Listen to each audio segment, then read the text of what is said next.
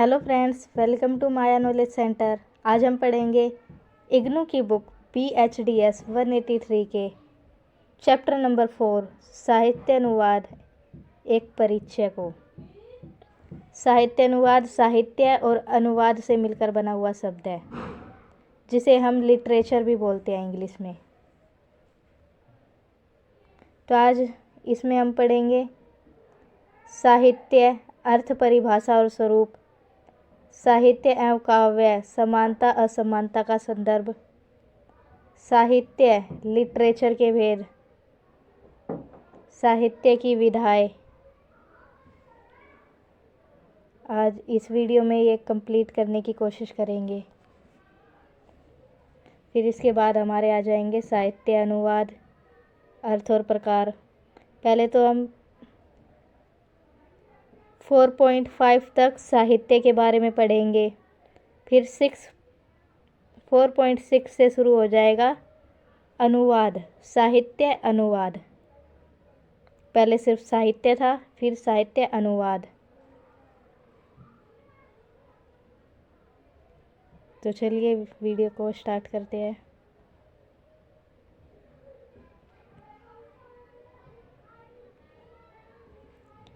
साहित्य, अर्थ, परिभाषा और स्वरूप। साहित्य अनुवाद साहित्य और अनुवाद से मिलकर बना शब्द है। सबसे पहले इन्हीं दोनों शब्दों के अर्थ को स्पष्ट करना जरूरी है। अनुवाद के बारे में हम इकाई 1 में पढ़ चुके हैं कि अपने प्रचलित अर्थ में अनुवाद एक भाषा में व्यक्त कथ्य विचारों को दूसरी भाषा में प्रस्तुत करना। कोई पाठ है, किसी भाषा में कोई पाठ है, तो उसी पाठ को किसी दूसरी भाषा में प्रस्तुत करना, ये होता है अनुवाद। साहित्य शब्द के संदर्भ में हम सबसे पहले इसके व्युत्पत्तिमूलक अर्थ, परिभाषा और स्वरूप पर विचार करेंगे। व्युत्पत्तिपरक अर्थ। हिंदी भाषा में साहित्य शब्द जिस अर्थ में प्रयुक्त किया गया है, उसके लिए संस्कृत में वाङ्मय एवं अंग्रेजी के लिटरेचर शब्द व्यवहार में लाए जाते हैं। यह तीनों ही शब्द व्याख्या की अपेक्षा रखते हैं। इस संदर्भ में पहले साहित्य शब्द पर विचार किया जा सकता है। साहित्य शब्द की व्युत्पत्ति संस्कृत की धा धातु में सम उपसर्ग और यत् प्रत्यय लगने से हुई है। इस तरह साहित्य का व्युत्पत्तिमूलक अर्थ है सहित। सहित का भाववाचक रूप साहित्य है। धा धातु से बने हित का अर्थ है धारण करना। इस आधार पर कहा जा सकता है कि साथ रहने अथवा रखने का भाव युक्त को साहित्य कहा जाता है। अब आपको इतना सब लिखने की ज़रूरत नहीं है। आप साहित्य के अर्थ के रूप में साहित्य का व्युत्पत्तिमूलक अर्थ है सहित। सहित का भाववाचक रूप साहित्य है। आप इतना लिख सकते हैं। और धा धातु से बने हित का अर्थ है धारण करना। डॉक्टर धीरेन्द्र वर्मा द्वारा संपादित हिंदी साहित्य कोश के अनुसार साहित्य सहित प्लस यत् प्रत्यय साहित्य का अर्थ है शब्द और अर्थ यथासंभव सहभाव अर्थात साथ होना। अब जो ये डॉक्टर धीरेन्द्र वर्मा द्वारा संपादित हिंदी कोश है, हिंदी साहित्य कोश, इसमें साहित्य का अलग अर्थ है। इसमें है साहित्य का अर्थ सहभाव अर्थात साथ देना। इस प्रकार सार्थक शब्द मात्र नाम साहित्य है इसके अलावा इस शब्द को हितेन सह सहित साहित्यम और साहित्यस्य भाव इति साहित्यम कहकर भी व्याख्यात किया जाता है। इन दोनों संदर्भ के अनुसार साहित्य में किसी न किसी रूप में हित के निहित होने का भाव प्रबल रहता है और यह कल्याणप्रद का अर्थ प्रदान करता है। आपको इसमें इतना कुछ लिखने की ज़रूरत नहीं है, ऊपर की 2-4 लाइनें लिख देना, ये इतना काफ़ी हो जाएगा। अब है वाङ्मय। साहित्य को ही हिंदी में वाङ्मय बोलते हैं। जहाँ तक संस्कृत के वाङ्मय शब्द का संदर्भ है, पुल्लिंग अर्थ में यह वाणी लिपिबद्ध रूप को व्यक्त करने वाला शब्द है। कोशगत पुल्लिंग अर्थ में यह गद्य व पद्य के रूप में लिखित वाक्य अथवा वाक्य समूह और ग्रंथ समूह और साहित्य के लिए प्रयुक्त किए जाने वाला शब्द है। ये वाक्य समूह, ग्रंथ और ग्रंथ समूह और साहित्य के लिए प्रयुक्त किया जाता है। ध्यान देने की बात है कि साहित्य की तुलना में वाङ्मय व्यापक अर्थ संदर्भ को व्यक्त करने वाला शब्द है। वाङ्मय में सभी का समावेश मिलता है। गद्य और पद्य रूप में लिखित रचना वाङ्मय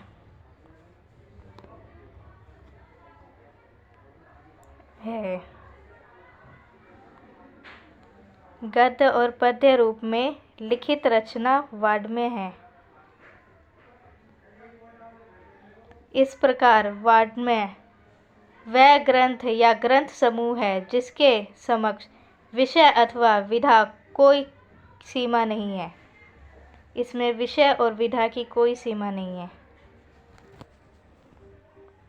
विज्ञान, सामाजिक विज्ञान, मानविकी आदि ज्ञान के कोई भी विषय अथवा कहानी, कविता आदि साहित्य की किसी विधा में रचित कृतियों को वाङ्मय के अंतर्गत शामिल किया जाता है। इसमें विज्ञान, सामाजिक विज्ञान, मानविकी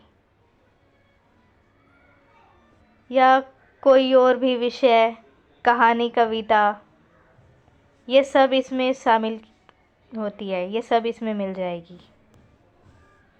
अब है लिटरेचर। लिटरेचर का अर्थ भी साहित्य होता है। साहित्य को ही अंग्रेजी में लिटरेचर बोलते हैं। अंग्रेजी के लिटरेचर शब्द को हिंदी के साहित्य के प्रतिशब्द के रूप में व्यवहार में लाया जाता है। लिटरेचर शब्द की व्युत्पत्ति अक्षर अर्थ को व्यक्त करने वाले लिटेरा से व्युत्पत्त लैटिन शब्द लिटरेचर से हुई है, जिसका अर्थ है अक्षर समूह का लिखित रूप। इस प्रकार लिटरेचर शब्द अक्षरों के समूह को व्यक्त करने वाला शब्द है। लिटरेचर है अक्षरों के समूह को व्यक्त करने वाला। किंतु समय बीतने के साथ साथ लिटरेचर की अवधारणा में बदलाव हुआ और इसे बोले या गाए गए पाठ के साथ साथ अलिखित मौखिक कला रूपों के लिए भी प्रयुक्त किया जाने लगा। अब पहले तो लिखते थे सिर्फ, फिर गाए भी जाने गए। जैसे लिटरेचर में कविताएं होती है, गाई जाती है या बोली जाती है, तो इसमें बदलाव हुआ है। लिखित रूप के साथ साथ मौखिक रूप में आया ये। वही मुद्रण प्रौद्योगिकी के विकास के चलते लिटरेचर शब्द को लिखित रचनाओं के लिए प्रयुक्त किया जाने लगा। एनसाइक्लोपीडिया ब्रिटानिका में दी गई परिभाषा के अनुसार लिटरेचर अपने आप में एक व्यापक शब्द है जो वास्तविक परिभाषा के अभाव में सर्वश्रेष्ठ विचारों की अभिव्यक्ति के लिए प्रयुक्त होता है। विशेष यह भी है कि वह अभिव्यक्ति लिपिबद्ध होती है। The best expression of the best thought reduced to writing. इस परिभाषा से पता चलता है कि पश्चिम जगत में समस्त लिपिबद्ध रचनाओं के लिए लिटरेचर शब्द को प्रयुक्त किया जाता था, किंतु धीरे धीरे पाश्चात्य विद्वानों की धारणाओं में परिवर्तन होता चला गया। लिटरेचर शब्द को अत्यंत शक्ति के साहित्य, लिटरेचर ऑफ पावर के अर्थ के संदर्भ तक ही सीमित मान लिया गया।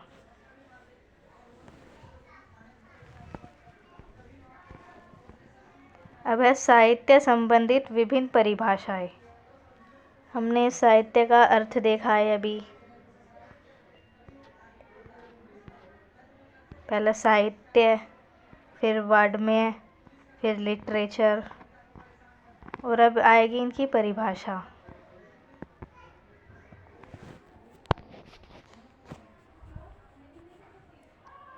साहित्य संबंधित विभिन्न परिभाषाएं। विभिन्न भारतीय एवं पाश्चात्य विद्वानों ने साहित्य को अपनी अपनी दृष्टि से परिभाषित किया है। आचार्य महावीर प्रसाद द्विवेदी ने साहित्य की महत्ता में कहा है कि ज्ञान राशि से संचित कोश का नाम साहित्य है। अब ये आचार्य महावीर प्रसाद द्विवेदी, इसने कहा है ज्ञान राशि के संचित कोश का नाम साहित्य है। बाबू गुलाब राय ने अपनी पुस्तक में काव्य के रूप में लिखा है, साहित्य संसार के प्रति हमारी मानसिक प्रतिक्रिया अर्थात विचारों, भावों और संकल्पों की शाब्दिक अभिव्यक्ति है, और वह हमारे किसी न किसी प्रकार के हित का साधन करने का कारण संरक्ष्य हो जाती है। साथ ही उन्होंने सिद्धांत और अध्ययन पुस्तक में यह भी लिखा है कि जो हमारे भावों और विचारों को इकट्ठा रखकर या मानव जाति में एक सूत्रता उत्पन्न कर अथवा जो काव्य के शरीर स्वरूप शब्द और अर्थ को परंपरानुकूलता द्वारा सप्रात बनाकर मानव जाति का हित संपादन करे, वही साहित्य है। इसमें दो विचारकों ने अपनी अपनी परिभाषाएं दी है। पहला है आचार्य महावीर प्रसाद द्विवेदी, दूसरा बाबू गुलाब राय ने।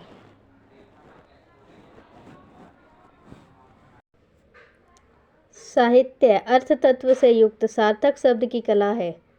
साहित्य वह मूर्त अभिव्यक्ति है जिसका शरीर शब्द तथा वाक्य के रूप में और उसकी आत्मा अर्थ के रूप में अंकित की जा सकती है। इस अंकन में ही साहित्य का रूप साकार होता है। सार्थक शब्द की इस कला को साहित्य के द्वारा जहाँ शब्द और अर्थमय वाक्जाल के माध्यम से भावों की अभिव्यक्ति होती है, वही यह मानव मन सृष्टि की शांति एवं सौंदर्य भावना की उपलब्धि का साधन भी है।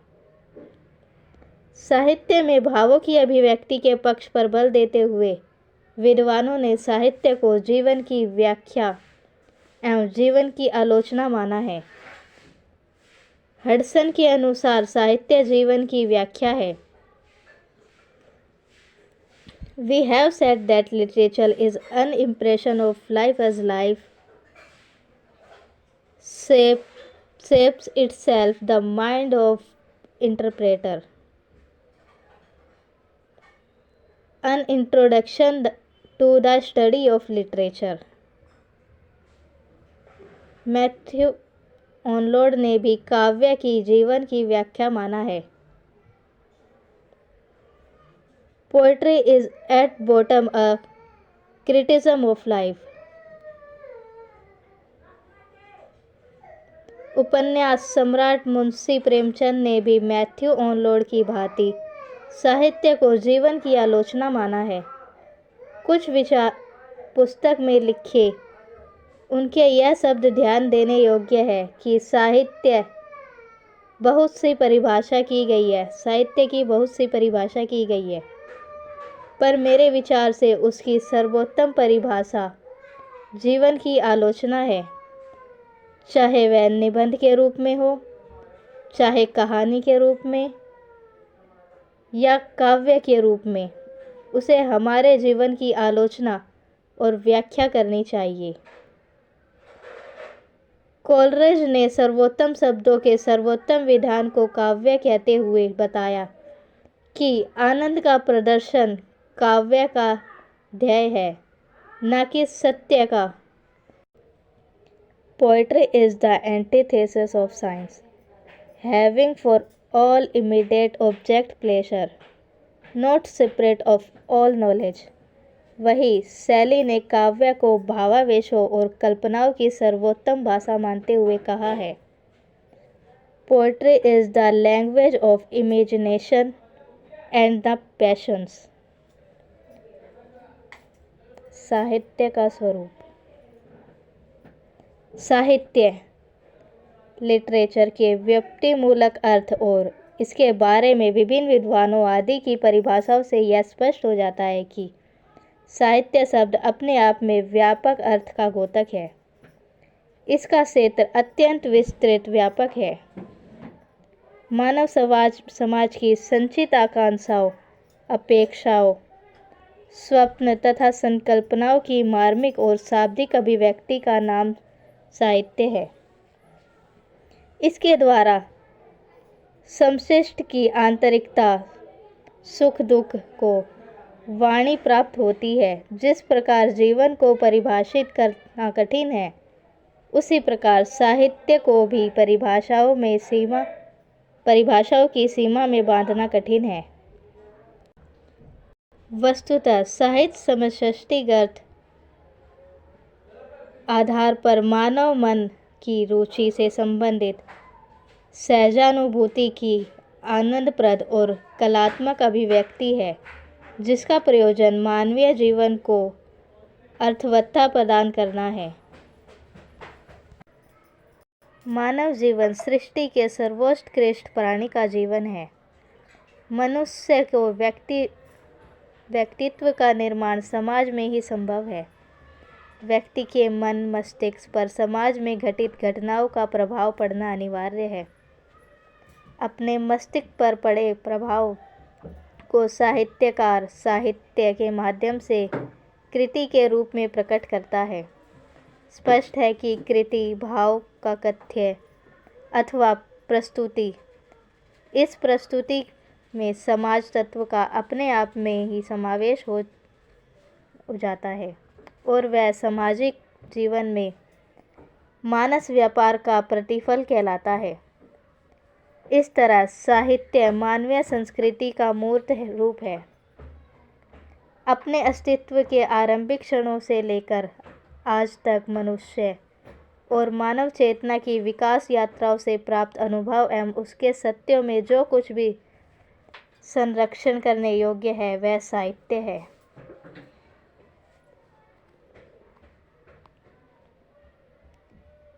किसी भी साहित्य की रचना का कोई न कोई आधार अवश्य होता है। साहित्य का प्रयोजन मानवीय जीवन को अर्थवत्ता प्रदान करना है, मानव का हित करना है। जीवन पर आधारित होने के बावजूद यह रचनाकार की कल्पना पर आश्रित होता है।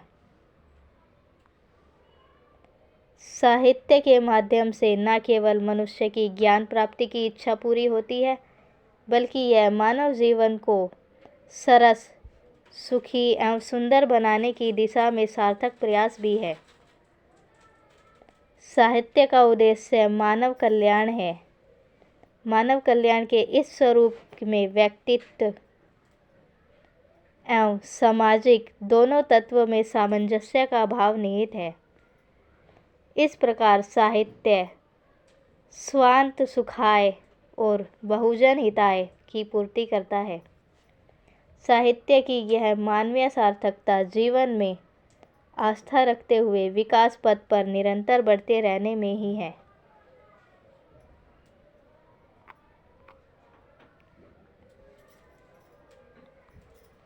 अभ्यास 4.3 साहित्य एवं काव्य, समानता और असमानता का संदर्भ। प्राचीन भारतीय चिंतन परंपरा में साहित्य के स्थान पर काव्य शब्द का ज़्यादातर प्रयोग देखने को मिलता है। संस्कृत के आचार्यों ने काव्य शब्द का प्रयोग साहित्य के अर्थ में किया है।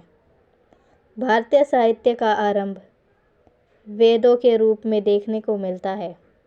यह वेद अपने रूप में पदबद्ध रचनाएं अर्थात काव्य है। उपनिषदों की रचना भी काव्य रूप में ही हुई है। शायद इसी कारण संस्कृत के पूर्ववर्ती काव्य शास्त्रियों ने अपने ग्रंथों में साहित्य शब्द के स्थान पर काव्य शब्द का प्रयोग किया है। साहित्य को ही काव्य कहा गया है। इसमें 7वीं शताब्दी में सर्वप्रथम भर्तृहरि ने काव्य के अर्थ में साहित्य का प्रयोग किया। भामा ने अपने ग्रंथ काव्यालंकार में काव्य लक्षण प्रस्तुत करते हुए जब यह लिखा कि शब्दार्थ का सहित स प्लस हित ही काव्य है, शब्दार्थों सहितो काव्यम, तो उनका काव्य से अभिप्राय साहित्य ही था। भामा की परंपरा को आगे बढ़ाते हुए आचार्य रुद्रट ने भी यह कहा कि न शब्द वाक्य है और न अर्थ वाक्य है। जहाँ शब्द और अर्थ अपनी लौकिक सत्ता का त्याग कर देते हैं वहाँ काव्य होता है। ननु शब्दार्थो काव्यम,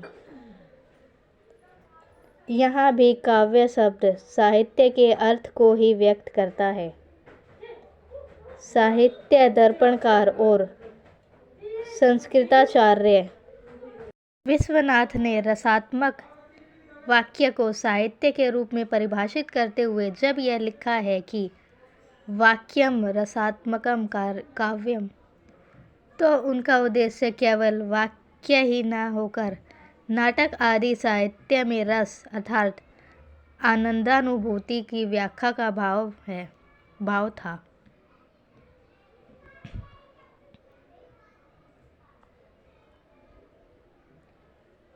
इस प्रकार स्पष्ट है कि अपने संकुचित अर्थ में साहित्य एवं काव्य समानार्थ माने गए हैं, किंतु आज के संदर्भ में इन्हें समानार्थी नहीं माना जा सकता।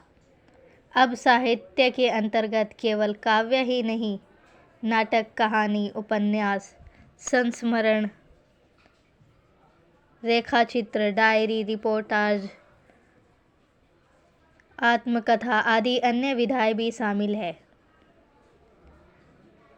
साहित्य में अब जो शामिल हो गए हैं नाटक, कहानी, उपन्यास, संस्मरण, रेखाचित्र, डायरी, रिपोर्टाज, आत्मकथा, ये अब शामिल हो गए हैं। इनमें काव्य साहित्य के अंग के रूप में ही मान्य है, संपूर्ण साहित्य का पर्याय नहीं।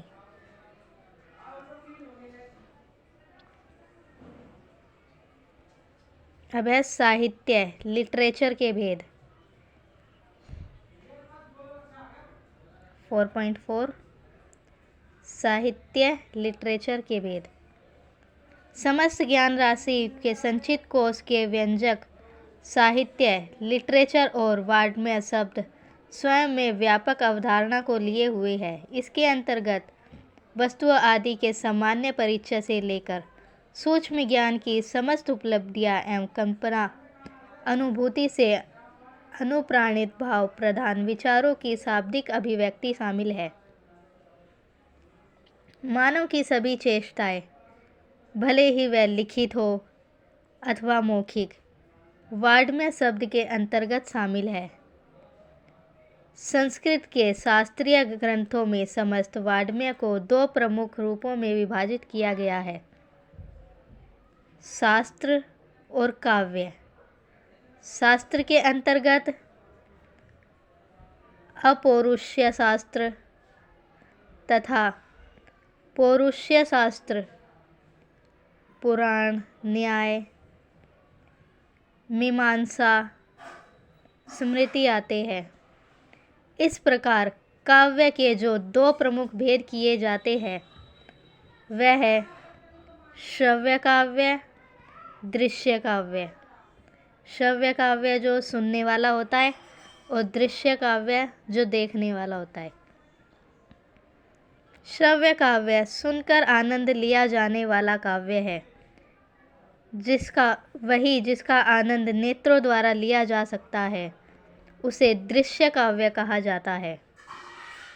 नाटक आदि को दृश्य काव्य कहा जाता है और श्रव्य काव्य के अंतर्गत प्रबंध काव्य, मुक्तिक काव्य शामिल किए जाते हैं। कुल मिलाकर वाङ्मय बहुत व्यापक आधार लिए हुए शब्द नजर आता है, जिसके अंतर्गत शास्त्र और काव्य दोनों ही आते हैं।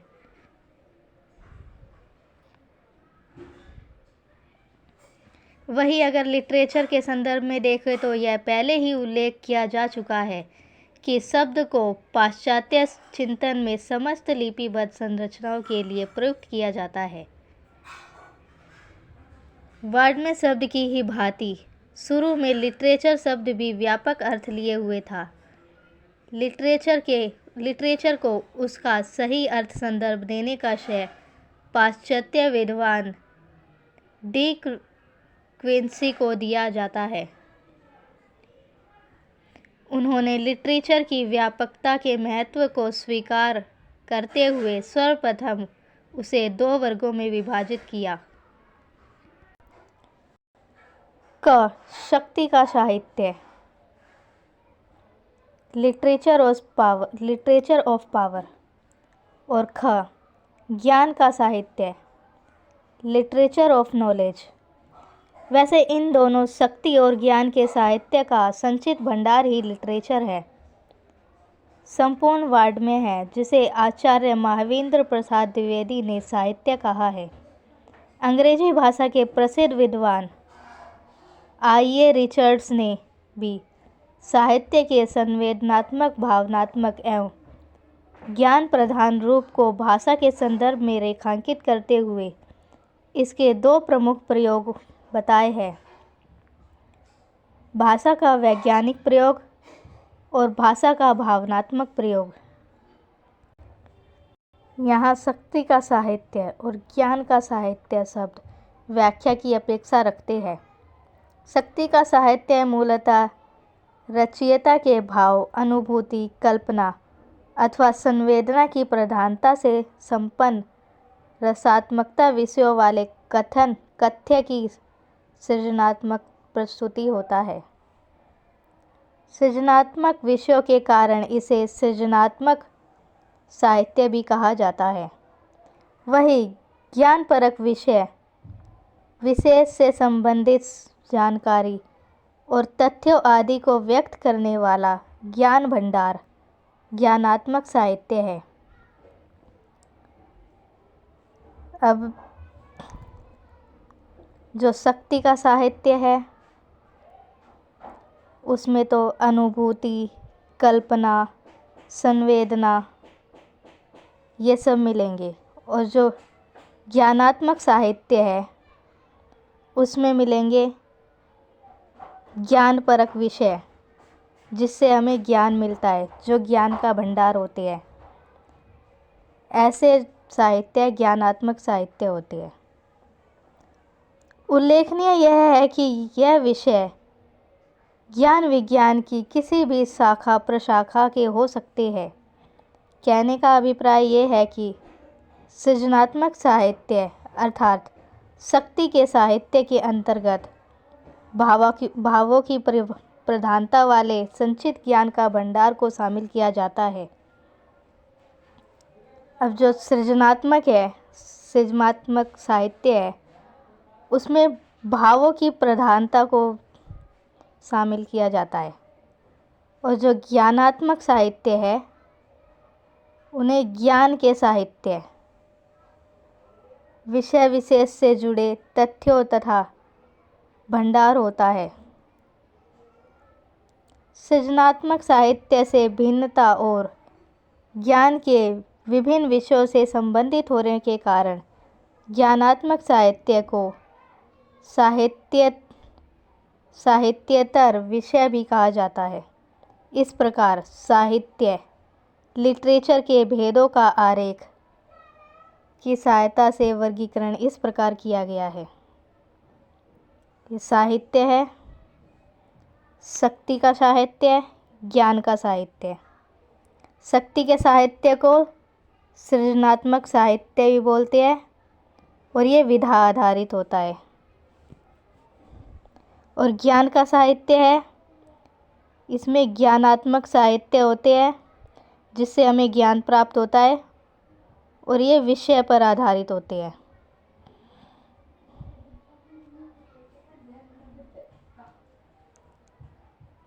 इस प्रकार यह स्पष्ट है कि साहित्य के अंतर्गत सृजनात्मक साहित्य और ज्ञानात्मक साहित्य शामिल होते हैं।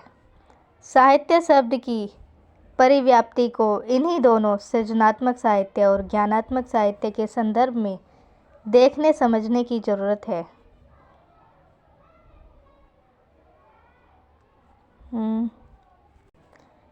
यह दोनों आयाम साहित्य शब्द को सीमित और व्यापक अर्थ को व्यक्त करने वाला शब्द बना देते हैं। अपने व्यापक अर्थ में साहित्य समस्त ज्ञान राशि, सृजनात्मक साहित्य और ज्ञानात्मक साहित्य के संचयन के अर्थ को व्यक्त करने वाला शब्द है। जब यह शब्द विविध रूप विधान वाले भाव प्रधान सृजनात्मक साहित्य के संदर्भ में प्रस्तुत होता है तो यह एक सीमित संकुचित अर्थ का व्यंजक बन जाता है। तब यह कहानी, कविता आदि साहित्य की विभिन्न विधाओं में लिखी भाव प्रधान रचना के अर्थ को व्यक्त करता है। कुल मिलाकर यह कह सकते हैं कि साहित्य शब्द का सीमित और व्यापक अर्थ संदर्भ में प्रयोग किया जाता है। वैसे आमतौर पर जन सामान्य साहित्य शब्द को शक्ति के साहित्य अर्थात सृजनात्मक साहित्य के संदर्भ में व्यवहार में लाता है। इस इकाई में आगे अर्थ संदर्भ में साहित्य शब्द को प्रयुक्त किया जा रहा है। साहित्य की विधाएं। साहित्य की विधाएं में आ जाएगा पद साहित्य, गद्य साहित्य और चंपू। तो चलिए देखते हैं 4.5 साहित्य की विधाएं। विधाएं कितनी है साहित्य की? यहाँ जब हम साहित्य की विधाएं शब्द को प्रयुक्त कर रहे हैं तो इसका अभिप्राय यह है कि सृजनात्मक साहित्य की विभिन्न विधाएं कौन सी है। प्रत्येक साहित्यकार अपनी कल्पना अनुभूति से अनुप्राणित विचार की शब्दों में अभिव्यक्ति के लिए सभी माध्यम को जरिया बनाता है, संभव माध्यम को जरिया बनाता है। माध्यमों की विभिन्नता की वजह से वस्तु अथवा कृति का रूप भी विभिन्न रूप वाला हो जाता है, भिन्न रूप वाला हो जाता है। इसलिए साहित्यिक रचनाओं के स्वरूप, आकार और शैली में भी भिन्नता हो जाती है। अभिव्यक्ति के माध्यम और अभिव्यक्ति शैली में अंतर के कारण साहित्य में विभिन्न प्रकार की साहित्यिक विधाओं ने अस्तित्व प्राप्त किया है। संभवतः यही कारण है कि कतिपय विद्वानों ने साहित्य की विभिन्न विधाओं की चर्चा की है। साहित्य की विविध विधाओं को साहित्य के रूप विधान अर्थात रूपात्मक रचना प्रक्रिया के आलोकिक में देखा जा सकता है। साहित्य के द्वारा व्यक्त भाव अथवा मूल विषय के स्तर पर समानता अथवा भिन्नता हो सकती है, लेकिन जब रचना के रूप में विधान में भिन्नता नजर आती है तो उसे विधा नाम दिया जाता है। इस विभिन्नता के कारण हमें साहित्य भी विभिन्न साहित्य विधाओं में रचा हुआ देखने को मिलता है। कोई भी साहित्यकार अपनी कल्पना अनुभूति से प्रेरित होकर अपने विचारों को किसी भी विधा में ढालकर प्रस्तुत कर सकता है। साहित्य के स्तर पर रूप विधान की विविधता को विभिन्न वर्गों में विभाजित करके देखा जा सकता है। इस आधार पर साहित्य के जो दो प्रमुख भेद किए गए हैं वे है श्रव्य साहित्य और दृश्य साहित्य। श्रव्य साहित्य सुनकर आनंद लिया जाने वाला साहित्य है और जिसका आनंद नेत्रों द्वारा लिया जाता है वह दृश्य साहित्य है। नाटक, एकांकी, रेडियो रूपक, फीचर आदि को दृश्य काव्य की श्रेणी में शामिल किया जाता है। श्रव्य साहित्य के अंतर्गत पद्य, गद्य और चंपू अथवा मिश्रित साहित्य शामिल किए गए हैं। पद्य साहित्य। पद्य को कविता अथवा काव्य के नाम से भी संबोधित किया जाता है। कविता को साहित्य की सबसे अधिक सृजनशील विधा स्वीकार किया जाता है। इसमें चरम सीमा पर पहुँचते मानव मन के अनुभूतिजन्य उद्गारों का शाब्दिक विस्फोट होता है। कविता की भाषा का व्याकरण सम्मत होना जरूरी नहीं होता। कविता भाव और छंद पर आधारित वह रचना होती है जिसमें वर्ण, मात्रा, पद, लय आदि छंद के निश्चित नियमों में आबद्ध हो। लय छंद का आधार है जो मात्राओं, वर्णों आदि की योजनाओं पर निर्भर करती है।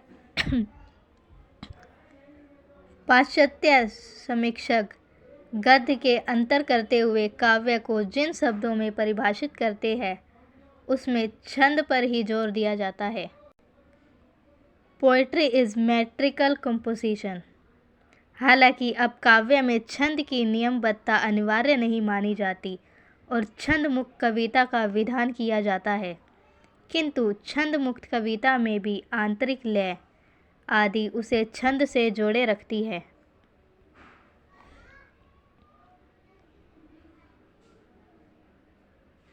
अगर हम कविता के अर्थ और स्वरूप पर विचार करें तो यह कहा जाएगा कि कविता मनुष्य की वाणी का शब्द विधान है, आत्माभिव्यक्ति का मूल तत्व है, जिसे काव्योचित बनाने के लिए व्यक्ति सृजन प्रतिभा, विचार कौशल, अभिव्यक्ति क्षमता और संयोजन शक्ति से संपन्न होना जरूरी है। काव्य की भाव प्रबल भाषा हमारी कल्पना लोक की भाषा है और इसका संबंध विश्लेषण, विकल्प या विज्ञान से नहीं होता। इसमें मधुरता, वक्रता, अलंकारिता का होना स्वाभाविक है। हमारे मनोभाव और उद्बुद्ध करना उसका उद्देश्य है और आनंद प्रदान करना इसका प्रयोजन। पद्य के दो भेद हैं, प्रबंध काव्य, मुक्तक काव्य। प्रबंध काव्य में कथा अर्थात घटना विधान का अनिवार्य रूप से समावेश रहता है, परंतु यह घटना विधान का स्वतंत्र नहीं होता। इसमें प्रबंध काव्य में एक ही कथा का बंध होता है, इसलिए उसे प्रबंध काव्य कहा जाता है। इसकी विशेषता यह होती है कि इस काव्य रचना के प्रत्येक छंद का एक दूसरे से पूर्वापर संबंध होता है। कथा के बंध के आधार पर प्रबंध काव्य के भी दो उपभेद किए जाते हैं, महाकाव्य, खंड काव्य। यह दोनों भेद प्रबंध काव्य के रूपगत वैविध्य के आधार पर किए जाते हैं। पृथ्वीराज रासो, पद्मावत, रामचरितमानस, रामचंद्रिका, प्रिय प्रवास, साकेत तथा कामायनी आदि हिंदी में लिखे उल्लेखनीय महाकाव्य है। वही महाकाव्यों व खंड काव्यों के रूप में विशेष तौर पर जयद्रथ वध, पंचवटी, पथिक, सुदामा चरित्र, आत्मोत्सर्ग, मौर्य विजय आदि प्रसिद्ध है।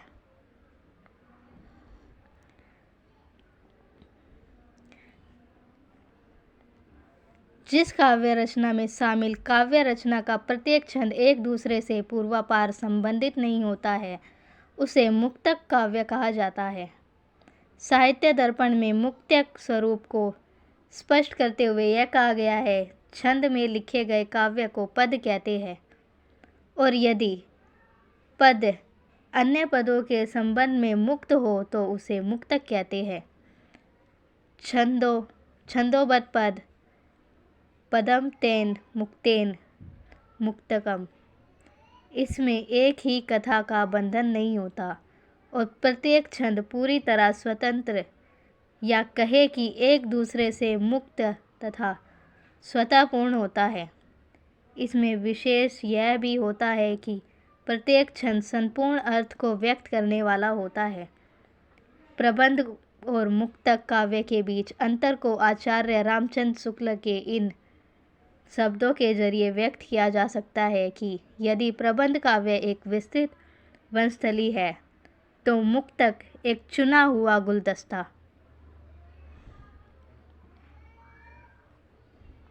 गद्य साहित्य। साहित्य के अपेक्षाकृत अधिक व्याकरण सम्मत रूप में लिखी हुई वह रचना गद्य साहित्य कहलाती है जो छंद से निरपेक्ष होती है। कहने का अभिप्राय यह है कि जिस रचना में छंद आदि का कोई निश्चित बंधन नहीं होता वह गद्य साहित्य है। यह साहित्य हमें कथा और कथातर के रूप में उपलब्ध होता है। वैसे काव्य कविता की भांति पद में भी व्यक्ति की कल्पना, अनुभूति, भाव विचार और संवेदना आदि तत्व सघन रूप में विद्यमान होते हैं।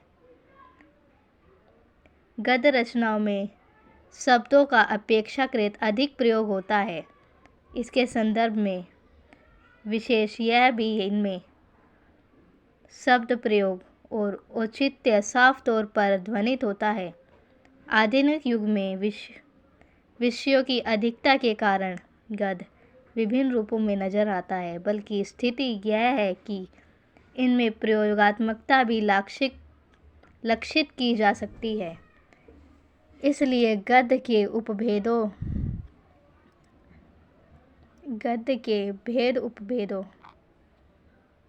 के स्तर पर अधिकता नजर आती है, किंतु इसके प्रमुख भेद है कहानी, उपन्यास, लघु कथा, समालोचना, निबंध, ललित निबंध, जीवनी, आत्मकथा, रेखा चरित्र, रिपोर्टाज, संस्मरण, यात्रा वृत्तांत, डायरी, साक्षात्कार और पत्र साहित्य आदि।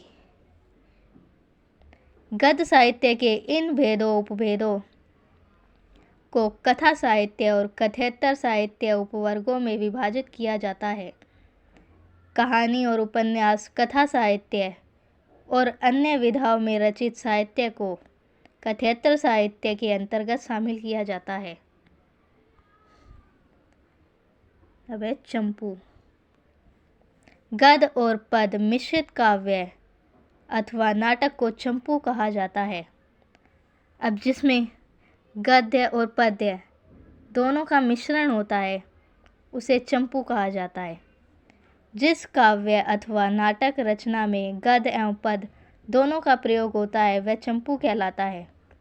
यह ऐतिहासिक, पौराणिक तथा सामान्य किसी भी विषय से संबंधित हो सकता है।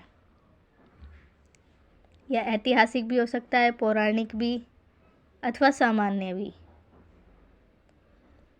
प्राचीन संस्कृत काव्य में तो चंपू विधा में साहित्य सृजन के अनेक उदाहरण मिलते हैं, किंतु आधुनिक हिंदी में इसका प्रयोग बहुत ही कम मिलता है। दिन भर विचरित उर्वशी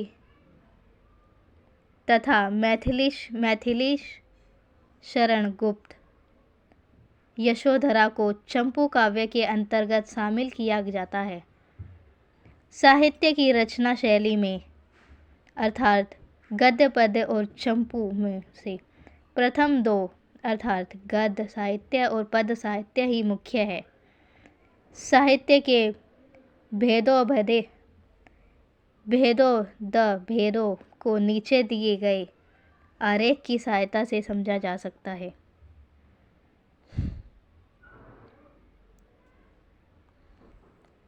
वाड्मय में आएगा शास्त्र और काव्य। शास्त्र में है अपौरुष्य शास्त्र और पौरुष्य शास्त्र, और काव्य में आ जाएगा दृश्य काव्य, श्रव्य काव्य। दृश्य काव्य में है नाटक, एकाकी, और एकाकी में ही है रेडियो रूपक, ध्वनि रूपक, फीचर आदि। अब श्रव्य में है गद्य, पद्य, चंपू। गद्य में है कथा साहित्य जैसे कहानी, उपन्यास, और कथेतर साहित्य जैसे निबंध, आलोचना, जीवनी, आत्मकथा, रिपोर्टाज, रेखाचित्र, संस्मरण, डायरी, साक्षात्कार आदि। फिर है पद्य साहित्य। पद्य साहित्य में भी दो है, प्रबंध काव्य, मुक्तक काव्य। प्रबंध काव्य में है महाकाव्य, खंड काव्य। ये था हमारा डायग्राम। अगर आप डायग्राम बनाओगे एग्ज़ाम में तो इम्प्रेशन अच्छा होगा और मार्क्स अच्छे मिलेंगे। तो अगर ये इससे रिलेटेड क्वेश्चन आता है तो ये डायग्राम ज़रूर बनाना। तो वीडियो यहीं ख़त्म होती है। आई होप आपको समझ आया हो। चैप्टर थोड़ा डिफ़िकल्ट था, लैंग्वेज भी बहुत डिफ़िकल्ट थी इसकी। अगर आप और ऐसी वीडियो चाहते हो तो वीडियो को लाइक कर चैनल को सब्सक्राइब करना ना भूलें। Thank you so much video में लास्ट तक बने रहने के लिए।